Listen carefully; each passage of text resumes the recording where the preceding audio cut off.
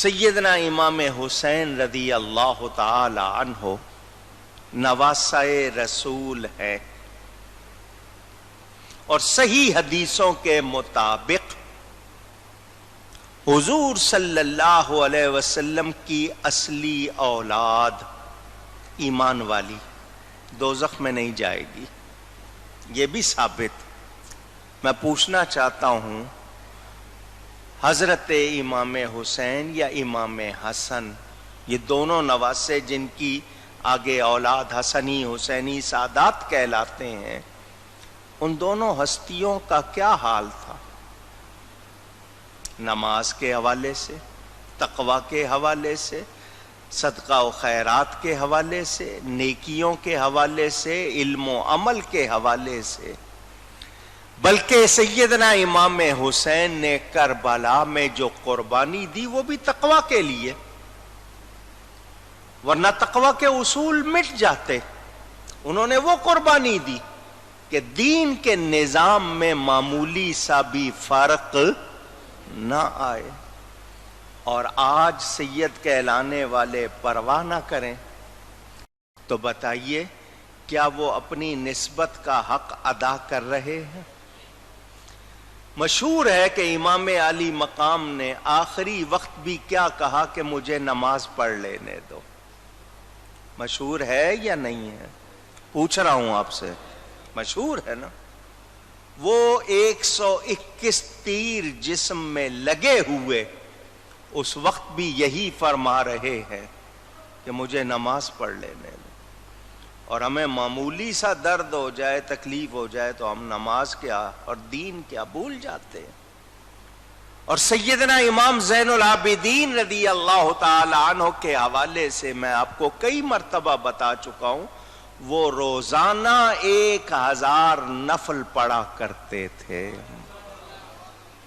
فرض واجب کے علاوہ۔ اسی لیے ان کا لقب ہوا زین العابدین، عبادت کرنے والوں کی زینت۔ تو نسب پر فخر کرنے والے اس باتوں کو بھی ذہن میں رکھیں۔ یہ ایک چونکہ بات آئی تھی، میں نے کہا سناؤں آپ کو کہ وہ اللہ والے جو اتنے پیارے، اتنی شان والے، وہ کتنی عاجزی کرتے ہیں اور ہمارا کیا حال ہے، ہمیں سوچنا چاہیے۔ اللہ تعالیٰ ارشاد فرماتا ہے فَمَنْ ثَقُلَتْ مَوَازِينُهُ فَأُولَئِكَ هُمُ الْمُفْلِحُونَ۔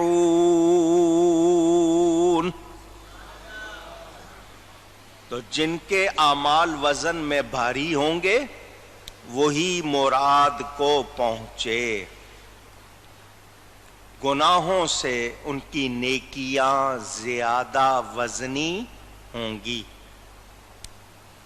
وَمَنْ خَفَّتْ مَوَازِينُهُ فَأُولَئِكَ الَّذِينَ خَسِرُوا أَنفُسَهُمْ فَأُولَئِكَ الَّذِينَ خَسِرُوا أَنفُسَهُمْ فِي جَهَنَّمَ خَالِدُونَ۔ اور جن کے اعمال وزن میں ہلکے وہی ہیں جنہوں نے اپنی جانیں گھاٹے میں ڈالی، ہمیشہ دوزخ میں رہیں گے۔ یعنی کفار جن کے پاس نیک اعمال تھے ہی نہیں یا تھے مگر قبول نہیں ہوئے، وہ بھی، اور وہ لوگ جو ایمان والے نہیں یا جن کے عقیدے درست نہیں۔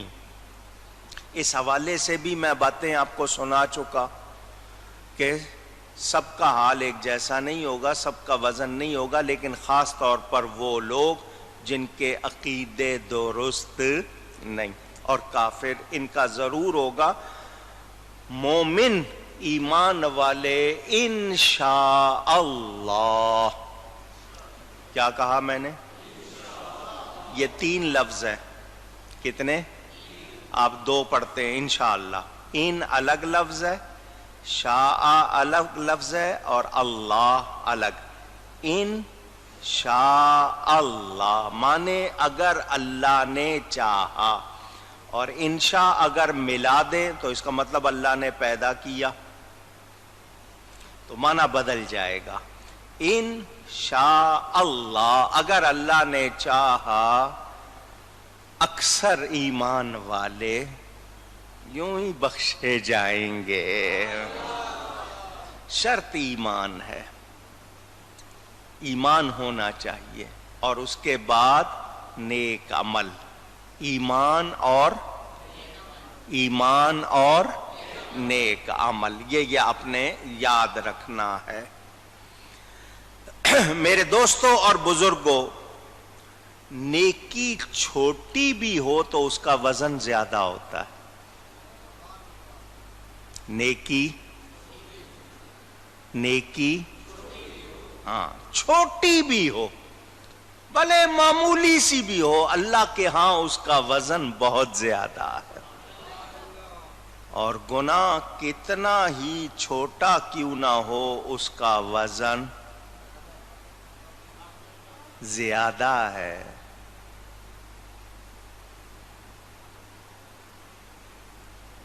آپ گناہ کو چھوٹا گناہ سمجھ کر جب کرتے ہو نا، یہ چھوٹا سا گناہ ہے، آپ کے اندر گناہ کے خلاف جو جذبہ ہونا چاہیے وہ نہیں رہتا. چونکہ آپ اس کو ہلکا سمجھتے ہو تو وہ آپ کے لیے بھاری ہو جاتا ہے. اب سمجھیں بات کو. گناہ کو گناہ، مثلا ایک شخص داڑھی مونڈتا ہے، گناہ سمجھے، وہ گناہ ہی نہیں سمجھتا. گناہ سمجھے، اب گناہ سمجھ رہا ہے، شرمندہ ہے، اس کو احساس ہے، لیکن گناہ سمجھ ہی نہیں رہا. نلکا کھلا ہوا ہے، پانی بہہ رہا ہے، وہ اس کو غلط سمجھ ہی نہیں رہا. بہنے دو، کوئی بات نہیں. کچھ کہتے ہیں سرکاری پانی ہے، کچھ کہتے ہیں فلانا پانی ہے.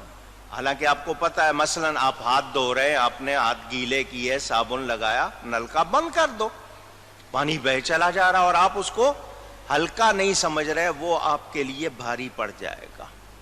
کیونکہ آپ گناہ کو گناہ سمجھ نہیں رہے، یا اس کو آپ کوئی اہمیت ہی نہیں دے رہے. جیسے میں آپ سے کہتا ہوں نا کہ ٹوپی پہن کے نماز پڑھا کرو، ننگے سر نہیں پڑھا کرو. لوگ کہتے ہیں جی ہو جاتی ہے. میں نے کہا پھر کسی اور نے کیوں نہیں پڑھی؟ وہ تو امامے باندھ کے پڑھتے رہے. آپ ٹوپی کو ہلکا سمجھو گے، یہ آپ کے اندر اس احساس کو ختم کرے گا، اہمیت نہیں رہے گی. نتیجہ کیا ہوگا؟ آپ گناہ کو گناہ بھی نہیں سمجھو گے، نافرمانی کو نافرمانی بھی نہیں سمجھو گے. تو ہمیں یاد رکھنا ہے کہ ایمان والا چھوٹی نیکی کرے، وہ اس کے لیے اللہ کے ہاں بھاری ہو جائے گی، اس کے نزدیک بھلے سے ہلکی ہو. اور گناہ چھوٹا بھی. تو میں نے یہ جملہ کئی مرتبہ کہا کہ کسی نیکی کو چھوٹا سمجھ کر چھوڑو نہیں، اور کسی گناہ کو چھوٹا سمجھ کر کرو نہیں. اور نہیں یہ اتنا تو ہوتا ہی ہے، ہم یوں کہہ لیتے ہیں، اور اس طرح پھر رستہ کھلتا چلا جاتا ہے. میرے دوستوں اور بزرگوں، اب سنیے آگے. اللہ فرماتا ہے تلفح وجوہہم النار وہم فیہا کالحون.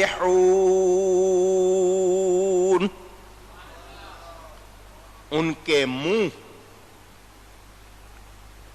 چہرے قیامت کے دن ان پر آگ لپٹ مارے گی، اور وہ اس میں منہ چڑھائے ہوں گے.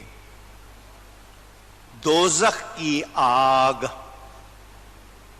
کتنی گرم ہے، میں نے آپ کو سمجھایا تھا. آپ کے ہاں یہاں پر آگ کے گریڈ بنا دیے، ایک پہلے درجے کی، دوسرے درجے کی، تیسرے درجے کی، فائر بریگیڈ والوں نے بنا دیے سمجھانے کے لیے کہ یہ ہلکی آگ ہے، یہ اس سے تیز ہے، یہ اس سے تیز ہے، اور یہ سب سے زیادہ تیز ہے.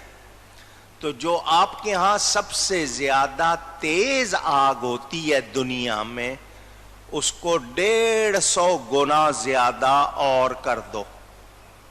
کتنا؟ تب جا کے وہ دوزخ کی آگ جیسی ہوگی. 150 گنا اس کو اور زیادہ کریں. وہ جس کے منہ کو لگے گی کچھ بچے گا؟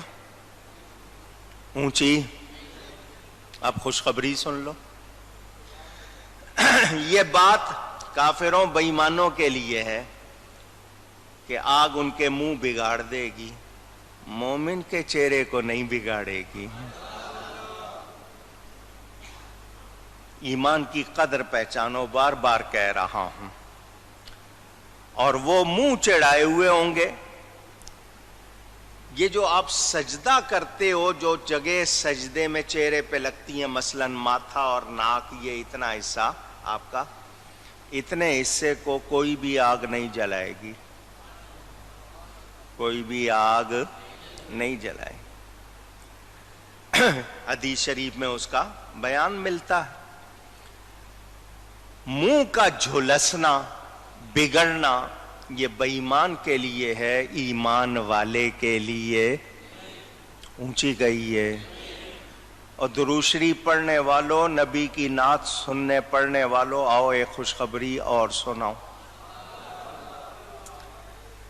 آپ نے سنی ہوئی ہے، توجہ نہیں دی ہوگی، اس وقت موقع آیا ہے، توجہ ہو جائے گی. حضور صلی اللہ علیہ وسلم ایک غزوہ سے، جنگ سے تشریف لائے.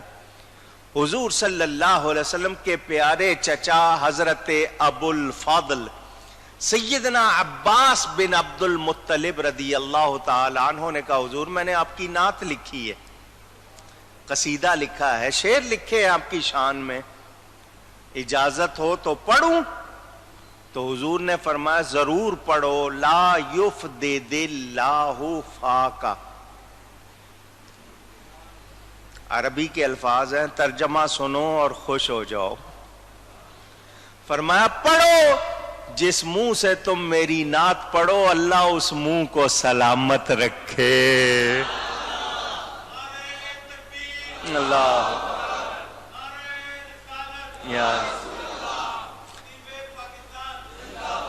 درود و سلام پڑھنے والے، نعت شریف پڑھنے والے منہ سلامت رہتے ہیں. اور جن کے چہروں پہ بل پڑ جائے درود و سلام سے، نعت شریف سے، ان کا اندازہ آپ خود کر لو.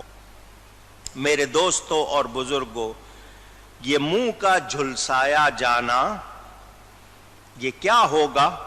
ان کو کہا جائے گا الم تکن آیاتی تتلا علیکم فکنتم بہا تکذبون.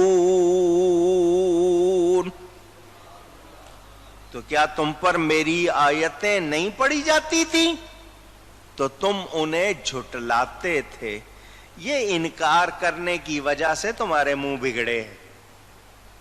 یہ جو منہ تمہارے جھلس رہے ہیں، بگڑ رہے ہیں، اس کی وجہ یہ کہ تم نے میری آیتوں کو مانا نہیں، مذاق کرتے تھے، تمسخر کرتے تھے.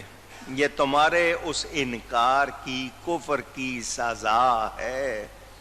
آج مانو. اب آیاتی ہے، میری آیتیں. تو حضور صلی اللہ علیہ وسلم اللہ کی سب سے بڑی آیت ہے یا نہیں؟ آیت کے معنی نشانی، وہ تو سب سے بڑی نشانی ہے. تو جو ان کو جھٹلائے، ان کی شان نہ مانے، بولو اس کا منہ سلامت رہے گا؟ اونچی. یہ جاتے ہوئے بھی، دنیا سے بھی جاتے ہوئے پتہ لگ جاتا ہے، ظاہر ہو جاتا ہے. اللہ تعالی ہم سب کو ایمان اور ادب عطا فرمائے.